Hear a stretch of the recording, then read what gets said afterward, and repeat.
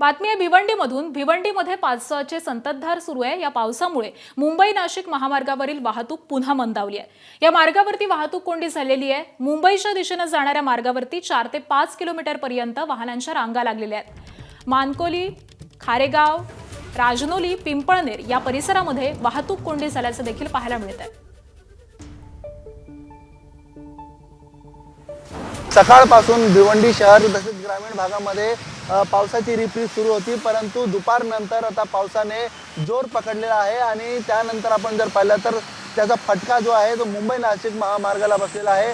पावसामुळे मुंबई नाशिक महामार्गावर वाहतूक जी आहे ती मंदावलेली आहे आणि एकंदरीत मुंबईच्या दिशेने जाणाऱ्या मार्गावरती पुन्हा वाहतूक कोंडी या ठिकाणी पाहायला मिळते। एकंदरीत आपण पाहिलं तर वाहनांच्या लांब लचक रांगा या ठिकाणी पाहायला मिळत आहेत। जवळपास 4 ते 5 किलोमीटर पर्यंत वाहनांच्या रांगा या ठिकाणी आपण पाहू शकतो।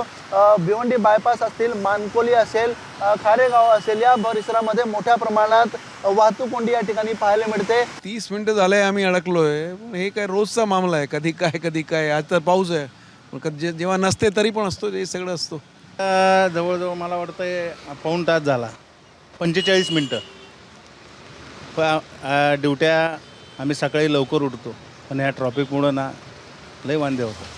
प्रशासनाला एकच विनंती करू शकतो की याच्यावर काहीतरी तोडगा काढा, व्यवस्थित लवकर काम करून घ्या। अनिल वर्मा, एबीपी माझा, भिवंडी। एबीपी माझा, उघडा डोळे बघा नीट।